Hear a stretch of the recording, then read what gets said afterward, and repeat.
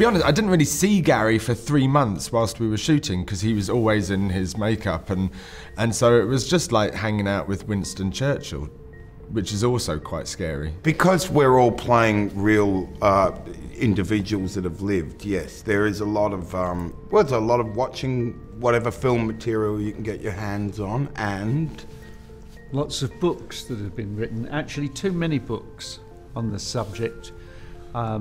There's got to be over 500 books, I think, written about Churchill. By 1940, when the movie starts, he was had established a pretty firm reputation as a bit of a flop.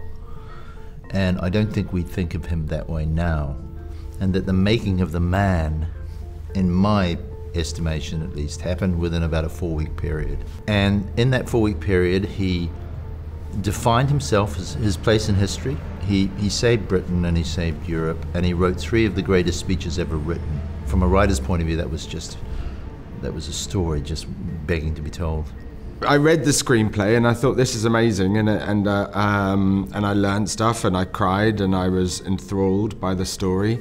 And then I thought to myself, would I go and see a movie? Would I go to the cinema to see a film about Churchill?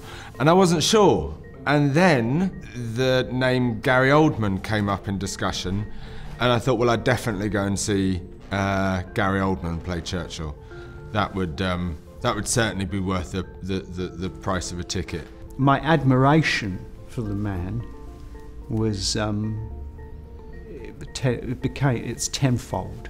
You know, just the achievement of not only what he was up against, but what the world was up against. And if you remove Churchill from the scenario, how different our world might have become, you know. Even though you're playing someone who has lived, has been written about, these people still have families, and they still have descendants, and they still have people who remember them. Perhaps one of the biggest hurdles to get over is to try and stop worrying about hurting people's feelings, or, I mean, that's my problem anyway. I always worry about whether I'm being fair. It's a huge responsibility, actually. We were on the set one day in the war rooms. I think it was Doug that came over to me and he said, "Oh, the Churchills are here." You know, he said, "Come and meet the Churchills," and there were 17 of them. Oh wow! All different ages, and the great grandson, and, who was the only one, the youngest, was the only one who looked like him. Funny. Yeah, with the red sort of curly hair and. Whereas, as he famously said, most babies look like him. Yes, yeah.